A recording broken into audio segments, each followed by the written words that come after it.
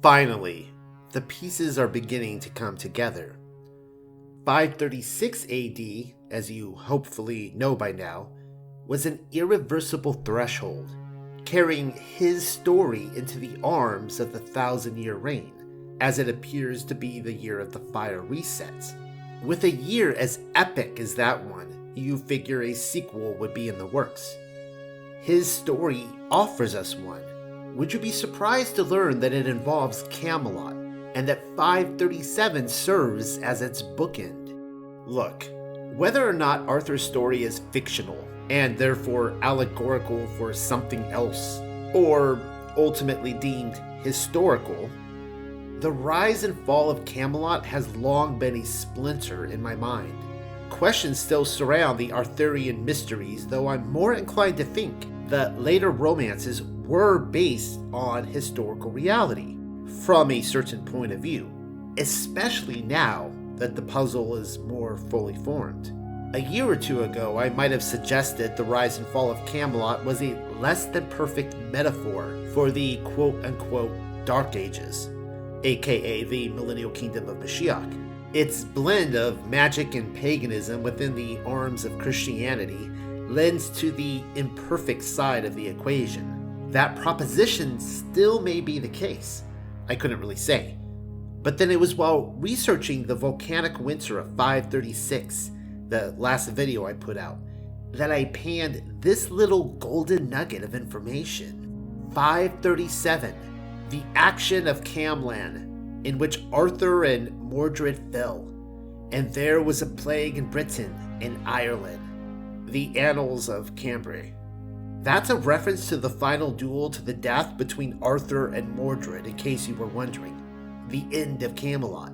And look at the date, 537. The person who scribbled in the log even thought to include the plague of Britain and Ireland as a tie-in, an obvious result of the 18 months without the sun. Allegory indeed. The Orwellians may be telling us something. Camelot, the so-called Kingdom of Light, ended abruptly with the rude interruption of the Dark Ages, wink wink, and wouldn't presume again for another 1,000 years, with the introduction of the quote-unquote Enlightenment. It's really rather difficult writing these things without having to constantly flex my eyelids to my reading audience with the wink winks, or else they will begin to think I've started up a steady blue pill diet. No way, no how.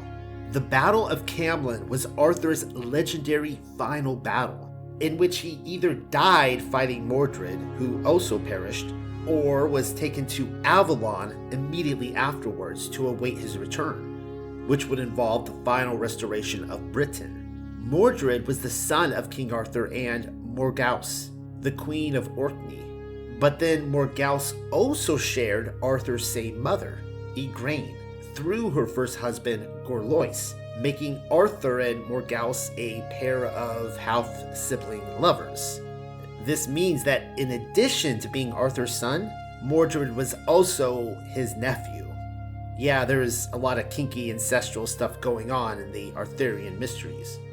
Geoffrey of Monmouth included the battle in his historical chronicle, Historia Regum Britanniae, which we are told was written in 1136.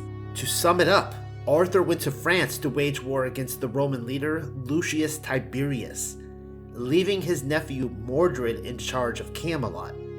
In his absence, Mordred married Arthur's wife Guinevere so as to claim the throne for himself. The same thing happened to King David, if you will recall. Arthur then gathered what remained of his army and confronted Mordred at the River Camel in Cornwall. It was a bloodbath for both sides. The Lancelot Grail cycle, which we are told was a gross embellishment of 13th century France, has a slightly different story to tell. In that one, Arthur goes to France to confront Lancelot rather than the Romans. Lancelot had committed adultery with Guinevere, killing Mordred's siblings in the process, which would also assign them as Arthur's nephews. So in pursuing Lancelot, or confronting him, he left Mordred in charge of Camelot, like in Geoffrey's telling, But in this one, he too betrayed him. So upon returning to Britain, Mordred's army, mostly consisting of Saxon and Irish allies, outnumbered Arthur's 2-1. Take a mental note of the Saxons. Normally, I would tell you to plant a moon flag on that one, but this time, unlike the Apollo 11 hoax, there is more than meets the eye to the Saxon invasion. Ironically, the war between Mordred and Arthur may have even been prevented had it not been for a startled knight who drew his sword to kill a viper during standoff negotiations. Fighting ensued, and several kings aligned with Arthur as well as the Knights of the Round Table. Those who had survived the Grail quest, at any rate, were nearly all killed. Mordred was killed, Arthur was mortally wounded, Excalibur returned to the Lady of the Lake, whereas Arthur was carted off to Avalon. Guinevere retired as a nun and Lancelot as a monk, seeking penance for their sins. It was the end of Camelot.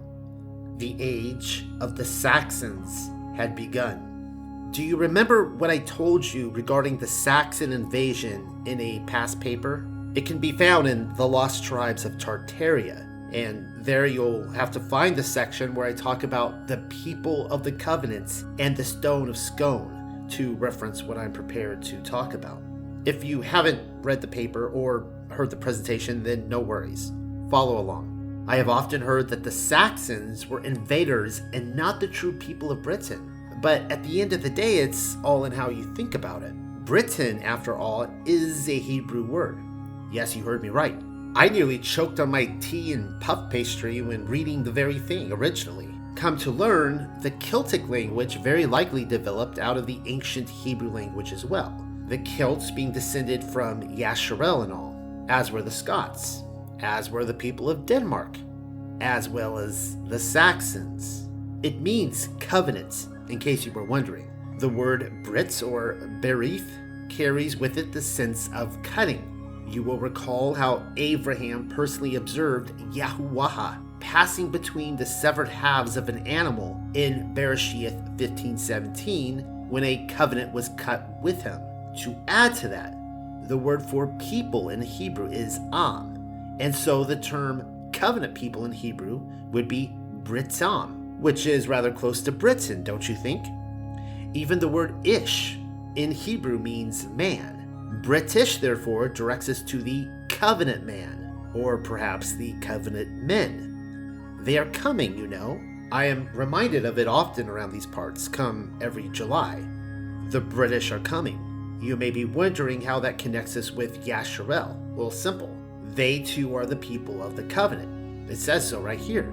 Now therefore, if ye will obey my voice indeed, and guard my covenant, then ye shall be a peculiar treasure unto me above all people.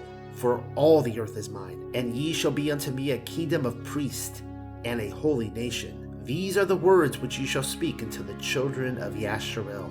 Shemoth, or Exodus 19:5-6. Obeying his voice is identified with guarding his covenant. Best to guard Yahuwah's covenant then, via obeying his voice. And of course, supposing you took the time to read The Lost Tribes of Tartaria, then you'll recall my stance on the nation of Britain, which was this. It was ground zero for the Millennial Kingdom. Hold on, because I'm not done yet. The Saxons who invaded the land were in fact the people of Yasharel, as Saxon is a corrupted form of Isaac, or rather, Yitzhak's sons. There are those who will call such conclusions terrible research, but that is just wishful thinking on their part. What pipe are they smoking? The Phoenicians, who were of course the Yahudim, called the house of Yasharel the Beth Sak, which means house of Isaac. The children of Yasharel were also called Saksuna by others, which again simply means sons of Isaac.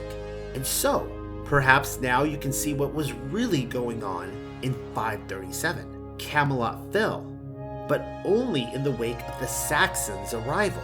Many centuries afterwards, the Arthurian storytellers bemoaned the Saxon invaders who had reshaped their land, as well as their people. There's more of that Orwellian talk when in likelihood, the sons of Yasharel were arriving to claim their kingdom.